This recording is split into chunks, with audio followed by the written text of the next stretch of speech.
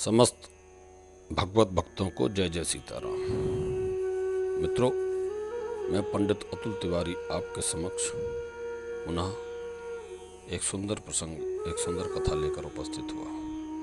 हमने आपसे कहा था प्रसंग में कि देवराज इंद्र के 1000 नेत्र थे। क्यों थे, मैंने कहा था इसकी विस्तार से कथा बताऊंगा। मित्रों, आपने गौतम ऋषि, अहिल्या और इंद्र भगवान और चंद्रमा की कथा तो सुनी ही होगी। उसी क्रम में यह कथा है कि गौतम ऋषि महान तपस्वी थे, बड़े दुर्धर्ष तपस्वी थे। तो कहीं कहीं वर्णन मिलता है, आप लोगों को पता होगा कि कोई कहते हैं अहिल्या बहुत सुंदर थी, इस कारण भगवान इंद्र उन पर मोहित हो गए। ऐसा नहीं है। कारण ये था कि महर्षि गौतम बड़े तपस्वी थे और इतनी दुर्धर्ष तपस्या कर रहे थे कि इससे इंद्र भयभीत हो गए।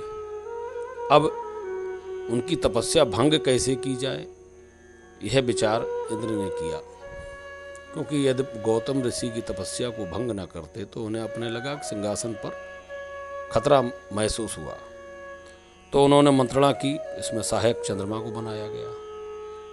चंद्रमा को सहायक बनाया गया कि आप हमारी सहायता करेंगे। किस प्रकार सहायता की जाए, तो चंद्रमा ने मुर्गे का रूप बनाया। वैसे तो सुबह ब्रह्म मुहूर्त में उठते थे महर्षि गौतम, परंतु चंद्रमा ने पहले से ही मुर्गे की वाणी में अपने बोल दिए। तो उन्होंने सोचा ब्रह्म सुबह हो गई, ब्रह्म मुहूर्त हो गया। तो मित्रों, गौतम ऋषि अपने स्नान ध्यान के लिए अपने वहाँ से निकल जाते हैं, नदी के तट पर पहुँचते हैं और समय से पहले बोलने के कारण वो निकल जाते हैं। और इधर इंद्र मौका देखते हैं कि डरते हैं महर्षि गौतम से, और वहाँ महर्षि गौतम का ही स्वरूप बनाकर माता अहिल्या के पास पहुँच जाते हैं। यह कथा है। वहाँ पहुँच जाते हैं और माता अहिल्या उन्हें पहचान नहीं पाती, परंतु वाल्मीकि रामायण में तो ऐसा वर्णन है कि वे उन्हें पहचान जाती हैं। तो परंतु इंद्र हैं, तो इंद्र के प्रभाव से वह मत किंग कर्तव्य विमूढ़ हो जाती हैं। और उसी समय उन्होंने प्रलय का निवेदन किया माता अहिल्या से, और उसी समय महर्षि गौतम लौट आते हैं। उन्हें ऐसा आभास होता है जब वो स्नान करने जाते हैं कि हमें लगता है कुछ गलत है। उन्हें वहाँ पहुँचकर ऐसा आभास होता है कि मैं समय से पहले आ गया हूँ, क्योंकि अगर किसी नदी में समय से पहले जाया जाए, मैंने एक पुराण में पढ़ा था, तो उसमें तो ये लिखा है कि जब महर्षि गौतम नदी में स्नान करने गए तो उनसे नदी में से वाणी आई कि आप इस समय स्नान करने कौन मूर्ख आ गया है। तो कहते मैं तो रोज ही आता हूँ। तो उन्होंने कहा अभी तो समय नहीं हुआ, इस समय तो मेरे सोने का समय। तभी आप जानते हो कि ब्रह्म मुहूर्त में नदी में स्नान करना चाहिए, रात में कभी 2 बजे 1 बजे किसी नदी में स्नान नहीं करना चाहिए। ये भी शास्त्र में वर्णन है। तो मित्रों, गौतम ऋषि लौटते हैं। उसी समय इंद्र को ऐसा आभास हो जाता, भय के कारण इंद्र भागते हैं वहाँ से, परंतु गौतम ऋषि उन्हें देख लेते हैं और उन्हें क्रोध आ जाता है। और यही तो इंद्र चाहते थे। देखिए, यहाँ पर जो लोग कहते हैं कि इंद्र मोहित हो गए थे, ऐसा भी नहीं, प्रमाण भी है कि अगर वह चाहते तो पहले जा सकते थे, परंतु वे चाहते थे कि गौतम ऋषि हमें देख लें, जिससे इन्हें क्रोध आ जाए। पर वे डरते भी थे कि श्राप न मिल जाए, और वही हुआ। गौतम ऋषि ने उन्हें क्रोध में श्राप दे दिया कि तू जिस काम की वासना से तू कामी है, जिसलिए तू काम के वशीभूत होकर इस अनैतिक आचरण को करने के लिए आया है, तो जाओ, आज से तुम्हारे शरीर पर 1000 योनियां बन जाएं। ये श्राप दिया।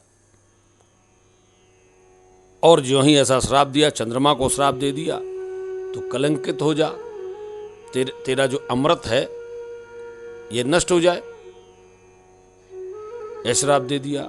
जब श्राप दे दिया, इधर अहिल्या को कहा कि तुमने हमारी अनुपस्थिति में ऐसा दुराचरण करने का प्रयास किया, तो जाओ तुम पत्थर की बन जाओ।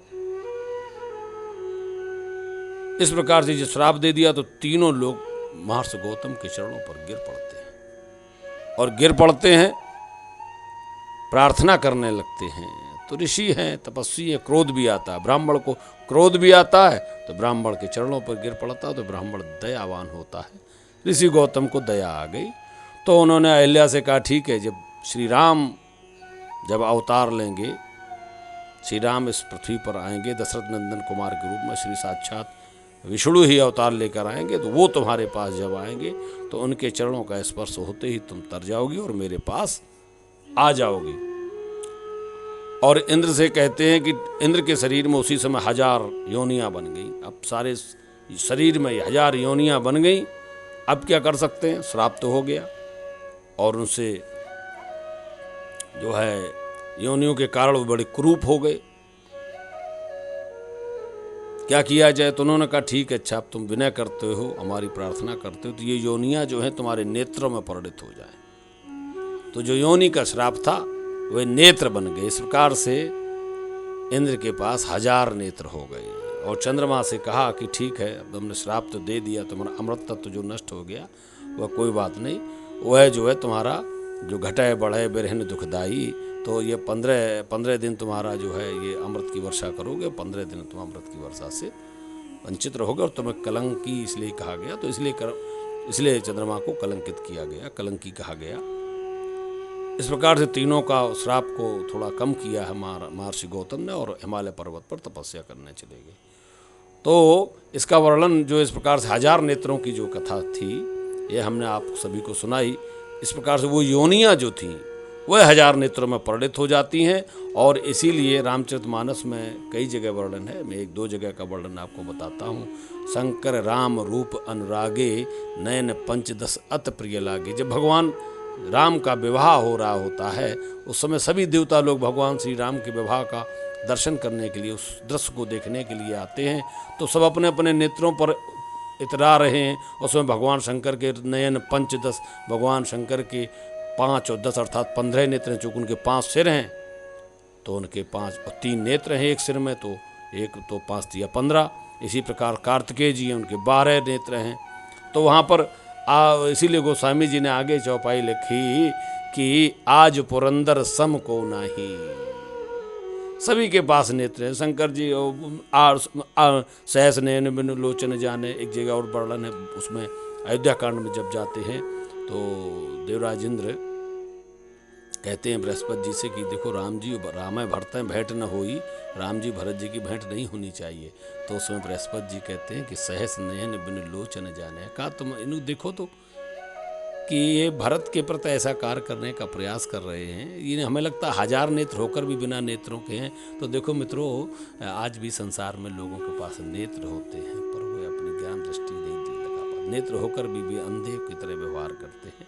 और हमें ध्यान देना चाहिए कि 1000 नेत्र होने पर भी कभी कभी इंद्र भगवान ऐसा व्यवहार करते हैं कि देवगुरु बृहस्पति कहते हैं कि तुम तो बिना नेत्रों के हो, जो तुम भरत जी को पहचान नहीं पा रहे हो।